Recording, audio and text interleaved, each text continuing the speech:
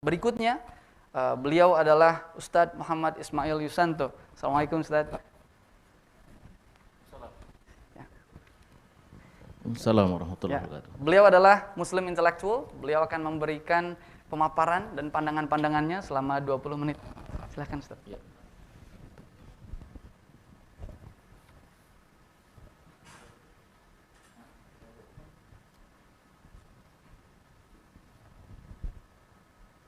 Bismillahirrahmanirrahim. Assalamualaikum warahmatullahi wabarakatuh. Waalaikumsalam. Alhamdulillah, assalatu wassalamu ala rasulillah wa ala alihi wa ashabihi wa man tabi'ahum ila yaumil qiyamah, amma ba'd. Qala Allah Ta'ala fi kitabil karim, a'udzu billahi minasyaitonir rajim. Kuntum khaira ummatin ukhrijat linnas ta'muruna bil ma'ruf wa tanhauna 'anil munkar wa tu'minuna billah. Wa qala innamal mu'minuna ikhwatun fa aslihu baina akhawai wattaqullaha la'allakum turhamun. Shadaqallahul azim. Ma'asyiral muslimin rahimakumullah, para peserta konferensi yang berbahagia rahimakumullah dimanapun berada. Fakta bahwa saat ini umat Islam dalam keadaan yang menderita adalah satu kenyataan yang tak terbantahkan oleh siapapun.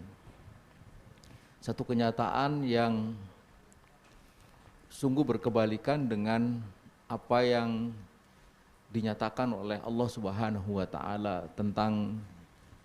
tentang diri kita, tentang umat Islam. Allah Subhanahu wa Ta'ala menyebut kita ini sebagai khairu ummah. Kuntum khairu ummatin ukhrijat linnas. Kalian adalah umat yang terbaik. Ini predikat dilekatkan kepada kita oleh Zat yang menciptakan alam semesta, yang menghidupkan dan mematikan semua makhluk yang ada. Karenanya ini adalah predikat yang sungguh sangat tinggi, predikat yang hakiki, bukan predikat yang majasi, bukan juga predikat yang semu, tapi predikat yang hakiki. Karenanya maka penting bagi kita untuk memastikan bahwa predikat itu betul-betul mewujud secara nyata. Tidak boleh ada satu tetes darah pun dari umat Islam ini yang tertumpah tanpa hak. Bahkan sesungguhnya tidak boleh juga darah siapapun dari manusia yang ada di muka bumi ini tertumpah tanpa hak. Islam menghargai harkat dan martabat, kehormatan harta benda manusia sebegitu rupa, sampai mengenai jiwa manusia Allah Subhanahu wa Ta'ala mengatakan, man qatala nafsan bi ghairi nafsin aw fasadin fil ard faka'annama qatalan nasa jami'a. Barang siapa yang membunuh siapapun, man qatala nafsan, siapapun membunuh siapapun, bi ghairi nafsin aw fasadin fil ard, yang boleh kita pahami without any legal reason, tanpa alasan yang dibenarkan oleh syariah, digambarkan oleh Allah Subhanahu wa Ta'ala, faka'annama qatalan nasa jami'a. Dia itu bagaikan membunuh manusia semua yang ada di muka bumi. Saat ini bumi dihuni oleh lebih dari 7 miliar. Digambarkan membunuh satu orang tanpa hak itu bagaikan membunuh umat manusia seluruhnya. Ini menunjukkan sebuah penghargaan yang luar biasa Allah Subhanahu wa Ta'ala kepada nyawa manusia. Mengapa? Karena semua perkara itu berpangkal dari kehidupan. Jikalau kita mengharapkan kebaikan dari seseorang, tentu hanya bisa sepanjang dia masih hidup. Jikalau kita mengharapkan kemajuan dari sekumpulan manusia yang ada di muka bumi ini, bukan hanya kebaikan tapi juga kemajuan, maka juga itu masih bisa diharapkan sepanjang dia masih hidup. Pun begitu jikalau ada orang jahat, kita berharap dia melakukan pertobatan, memperbaiki diri, menjadi bagian dari orang yang baik, itu juga sepanjang dia masih hidup. Tapi begitu dia sudah meninggal, tidak akan mungkin ada perubahan. Karena itulah nyawa manusia harus dijaga. Jikalau nyawa manusia saja itu begitu rupa dihargai oleh Allah Subhanahu wa taala, apalagi nyawa seorang muslim. Itu lebih tinggi lagi nilainya atau harganya di hadapan Allah. Seberapa tinggi atau seberapa luar biasanya penghargaan Allah terhadap nyawa seorang muslim tergambarkan pada apa yang dinyatakan oleh baginda Rasulullah SAW. La zawalud dunya ahwanu indallahi min qatli rajulin muslimin. Hancurnya dunia itu lebih remeh, lebih ringan di hadapan Allah ketimbang terbunuhnya seorang muslim.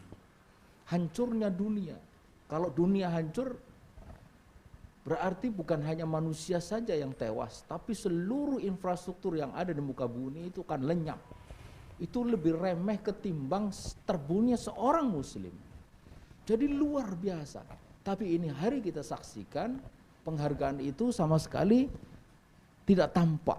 Begitu murahnya nyawa manusia, begitu murahnya nyawa seorang muslim, seperti yang tadi sudah dikemukakan di berbagai tempat, di Palestina, di Rusia, di Suria, di Rohingya, di berbagai termasuk juga di negeri kita ini. Nah, karena itulah maka penting bagi kita untuk memikirkan sungguh-sungguh apa yang bisa kita memastikan perlindungan terhadap jiwa, harta, dan kehormatan umat Islam khususnya dan manusia pada umumnya. Apa itu? Yang pertama tentu saja adalah kemampuan yang bersangkutan untuk mempertahankan hidupnya, mempertahankan kehormatan, harta, dan jiwanya. Rasulullah SAW mengajarkan kepada kita untuk menjadi seorang yang berani menghadapi tantangan itu, menghadapi ancaman itu.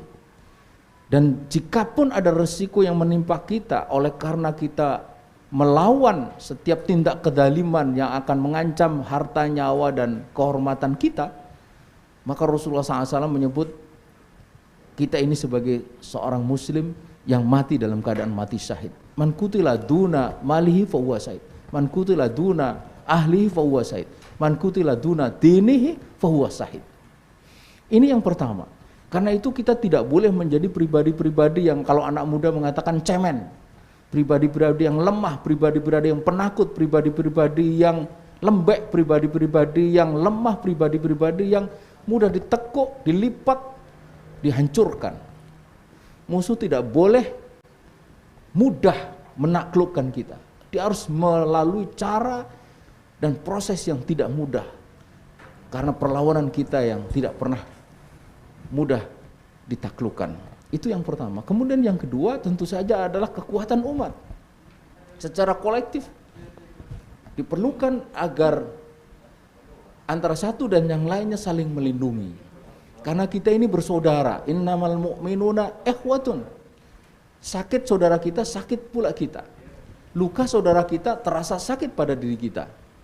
Itulah tanda bahwa tubuh kita ini, tanda bahwa kita ini satu, sebagaimana bagian dari satu tubuh itu, kal jasadil wahid. Tidak boleh kita biarkan ada orang yang terzolimi tanpa ada uluran tangan dari kita. Ini yang kedua. Dan jumlah umat Islam ini hari 1,7 miliar. Mestinya jikalau hal yang pertama dan yang kedua tadi itu diwujudkan, itu tidak ada yang bisa mendolimi diri kita dimanapun kita berada. 1,7 miliar. Jikalau masing-masing ini memiliki keberanian sebagaimana yang tadi disampaikan, maka insya Allah kita akan memiliki kekuatan yang luar biasa. Dan yang ketiga adalah hadirnya institusi yang memang melindungi umat. Ini yang disebut oleh baginda Rasulullah SAW sebagai junnah, innamal imamu junnatun. Sungguhnya imam itu, khalifah, amirul mukminin itu adalah junnah, perisai. Wa yuttaqu min waraihi wa yuqatilu min waraihi wa yuttaqu bih. Dia berperang di belakang imam ini dan dia menjadi tameng. Hadirin pemirsa yang budiman, menarik apa yang dikatakan oleh Imam Nawawi ketika menjelaskan hadis ini, hadis sahih riwayat Bukhari. Masuknya ibarat tameng adalah karena dia mencegah musuh menyerang. Mencegah masyarakat satu dengan yang lain dari serangan. Melindungi keutuhan Islam. Dia disegani masyarakat dan mereka pun takut terhadap kekuatannya. Nah, ini institusi ini yang harus hadir. Institusi yang melindungi harkat, martabat, dan jiwa, nyawa manusia, khususnya umat Islam. Sebagaimana yang juga pernah terjadi di masa lalu. Bagaimana ketika seorang perempuan di masa Rasulullah SAW dilecehkan oleh seorang pemuda dari Bani Qainuqa. Rasulullah SAW dan para sahabat bertindak dengan cepat. Setelah pemuda itu dibunuh, lalu Yahudi itu dibunuh oleh seorang pemuda Muslim itu balik dibunuh, maka kemudian Bani Qainuqa dikepung selama 15 hari dan takluk. Lalu diusir oleh baginda Rasulullah SAW. Sebenarnya baginda Rasulullah SAW hendak menghukum mati semua laki-laki dari Bani Qainuqa karena kekurang ajaran mereka melecehkan seorang muslimah. Terjadi juga di masa Khalifah Mu'tasim Billah, Al-Mu'tasim Billah, ketika seorang perempuan di Amuriyah dilecehkan, ditarik jilbabnya, lalu dia menyerukan, "Wah Mu'tasim, aina Mu'tasim, bidana Mu'tasim." Maka Mu'tasim mendengar jeritan seorang muslimah itu, dia mengirimkan pasukan yang ujungnya sudah ada di kota Amuriyah, ekornya masih ada di kota Baghdad. Itu yang menjadi pangkal takluknya kota Amuriyah yang dikuasai selama itu oleh penguasa Romawi. Ada yang menyebut 3.000 pasukan Romawi tewas, ada yang menyebut 9.000, 30.000 diantaranya ditawan. Begitulah semestinya perlindungan didapatkan oleh kaum muslimin dari penguasa yang ada, dari institusi politik yang ada. Hadirin pemirsa yang budiman, ini hari institusi itu tidak ada. Sudahlah institusi itu tidak ada, sikap umat Islam pun juga tidak menampakkan diri sebagai seorang yang bersaudara. Ditambah lagi dengan tidak sedikit dari umat Islam yang memiliki mentalitas yang lembek, yang dia lebih suka memperturutkan kemauan orang-orang, kelompok dan negara yang zalim, bahkan menjadi bagian dari kezaliman itu sendiri. Akibatnya terjadilah apa yang terjadi seperti yang kita saksikan. Bagaimana bisa kaum muslimin dari Rohingya yang terusir dari negerinya, dari tanah kelahirannya, dia ada di situ berabad-abad yang lalu, bahkan jauh sebelum Burma itu lahir. Dia terusir dari tempat tinggalnya, terapung-apung di tengah lautan. Ketika dia mau mendarat di Bangladesh, diusir lagi ke tengah lautan. Padahal Bangladesh negeri muslim. Dia mau mendarat ke Thailand, diusir. Kita mungkin bisa memaklumi. Tapi ketika dia mau mendarat di Malaysia, diusir juga. Dan bahkan ketika mau mendarat di Aceh, diusir lagi. Sampai akhirnya pejabat tinggi di Indonesia memutuskan menerima untuk kurun waktu tertentu. Berbulan-bulan dia di sana. Saya pernah berjumpa dengan mereka, mereka katakan, kami tidak ada makanan, tidak ada minuman. Lalu Anda makan apa dan minum apa? Kami hanya mengandalkan air laut yang diturunkan oleh Allah air hujan yang diturunkan oleh Allah Subhanahu wa taala. Terus bagaimana dengan yang lain-lainnya? Ya, ada yang sakit, ada yang meninggal. Terus yang meninggal bagaimana? Dibuang ke laut. Tidak ada jalan lain. Jadi mereka yang selamat itu adalah mereka yang bisa bertahan sebegitu lupa setelah berbulan-bulan di tengah lautan. Bagaimana bisa di tengah 1,7 miliar kita menyaksikan ada orang-orang yang seperti itu hampir-hampir tanpa pertolongan sampai ini hari. Karena itulah maka penting bagi kita untuk memastikan 3 hal tadi itu. Yang pertama, menumbuh kembangkan di tengah-tengah kita itu sikap syaja'ah, berani melindungi diri kita, melindungi keluarga kita, juga melindungi umat kita agar terlahir pribadi-pribadi yang tangguh dan umat yang tangguh. Dan yang kedua, kita bersama-sama mewujudkan kembali institusi yang tadi disebut menjadi perisai, menjadi junnah. Sepanjang itu tidak ada, maka kita akan terus menyaksikan penderitaan demi penderitaan, hampir-hampir tak ada penyelesaian yang memuaskan. Stop kita berharap terhadap institusi-institusi internasional yang dikatakan mereka melindungi HAM. Lihatlah apa yang dilakukan oleh PBB terhadap Palestina, justru mengokohkan penjajahan Israel. Lihatlah apa yang dilakukan oleh PBB terhadap apa yang terjadi pada saudara kita di Xinjiang, di Cina. Juga apa yang dilakukan PBB terhadap saudara kita di Rohingya. Tidak ada. Kalau ada dari warga negara kafir itu ada satu saja meninggal, oh dunia ribut. Soal itu pelanggaran berat segala macam. Tapi begitu itu menyangkut umat Islam, mereka diam seribu bahasa. Jika PBB tidak, Liga Arab tidak, apalagi ASEAN. Karena itu sesungguhnya nasib atau keadaan umat Islam itu tidak akan kembali kepada posisi mulia yang tadi disebut sebagai khairu ummah, kecuali atas dasar ikhtiar, perjuangan dan usaha umat Islam sendiri. Nasib umat Islam ditentukan oleh umat Islam, bukan oleh orang lain. Karena itu yakinkan kepada diri kita bahwa kita ini hidup tak lain adalah untuk menyerahkan, mengorbankan, mendedikasikan waktu, tenaga, pikiran, bahkan nyawa kita itu untuk tegaknya kembali izul Islam wal muslimin. Disitulah hakikat dari apa yang dikatakan oleh Allah Subhanahu wa taala yang dimintakan kepada kita sebagai ansarullah. Ya ayyuhalladzina amanu kunu ansarullah. Jadilah kamu ansarullah. Maknanya ansaru dinillah, menolong agama Allah, menolong umat dari agama Allah ini.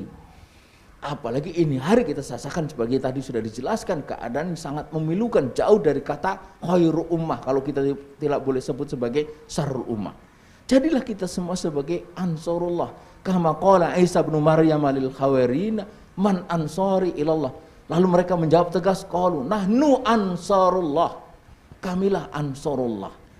Jikalau kita masing-masing semua bertekad menjadi ansarullah, maka insya Allah fajar kemenangan, fajar kebangkitan Islam itu akan tegak kembali, dan tegak institusi yang melindungi umat Islam. Dan dengan institusi itu bukan hanya harkat martabat umat Islam, tetapi bahkan juga harkat martabat orang-orang di luar Islam, sebagaimana yang pernah terjadi di masa lalu. Muhammad Al-Fatih melindungi 120.000, bahkan dalam sejarah ada yang menyebut 150.000 yang terusir dari Andalusia oleh karena inkuisisi. Setelah 700 tahun Andalusia Spanyol dikuasai oleh Islam, kalah di sana, kemudian orang Katolik berkuasa. Tinggal ada dua pilihan, masuk menjadi bagian dari orang-orang Katolik atau terusir di situ. Orang Yahudi terusir. Kemana mereka pergi? Dilindungi oleh Muhammad Al-Fatih, diberi tempat preservasi oleh mereka, oleh Muhammad Al-Fatih itu di Bukit Galata. Mereka tinggal di sana beranak pinak sampai ini hari. Maka kalau kita ke sana, kita masih menjumpai mereka itu beserta dengan tempat-tempat ibadah mereka, sinagog masih ada. Itu adalah bukti sangat nyata bagaimana perlindungan umat Islam. Jangan lagi kepada umat Islam, kepada orang selain Islam, orang Yahudi dalam hal ini pun itu dilakukan. Karena itulah Karen Armstrong sampai mengatakan bahwa masa keemasan atau the golden age bagi Yahudi itu di Andalusia, di bawah kekuasaan Islam. Jadi sangat jelas bahwa dunia ini sesungguhnya bukan hanya kita, itu berhutang atau menantikan hadirnya institusi ini. Tanpa hadirnya institusi ini, maka dunia akan terus di dalam keadaan penuh dengan ketidakadilan, kedoliman ini. Karena mereka hanya mementingkan diri mereka. Bahkan perang itu diciptakan untuk mengambil keuntungan mereka. Mereka merancanakan, merancangkan dan menimbulkan peperangan untuk mengeruk keuntungan dari mereka dari penjualan senjata dan macam-macamnya, sebagaimana yang terjadi di Afghanistan. Mereka mengeluarkan lebih dari 32.000 triliun. Kemana uang itu mengalir? Kepada mereka sendiri yang menjual senjata selama kurun waktu itu. Jadi ini kekejaman yang luar biasa, kekejaman yang dilakukan oleh negara atas nama politik luar negeri yang sesungguhnya itu digerakkan oleh para kapitalis pemilik modal yang hanya mementingkan keuntungan dan keserakahan dirinya, sehingga mengorbankan satu negara, mengorbankan nyawa, harkat, martabat penduduk yang ada di sana. Afghanistan sudah menjadi korban, Suriah menjadi korban, Palestina menjadi korban, Indonesia juga pernah menjadi korban dan yang lainnya. Karena itulah maka menjadi sangat jelas bagi kita sudah tidak ada alasan bagi kita untuk terus menunda. Semakin lama kita menunda, maka semakin banyak penderitaan yang menimpa saudara-saudara kita. Karena itulah benar sekali apa yang disebut oleh Syekh Taqi dalam kitab Manhaj itu, bahwa ini persoalan ijra'ul hayy awil maut. Ini persoalan hidup matinya umat.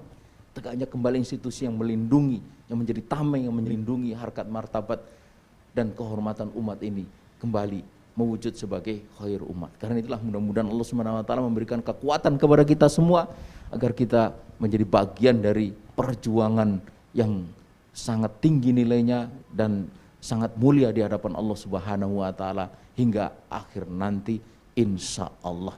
Demikian walaupun minkum, wassalamualaikum warahmatullahi wabarakatuh. Waalaikumsalam warahmatullahi wabarakatuh. Jazakallah khair Ustaz.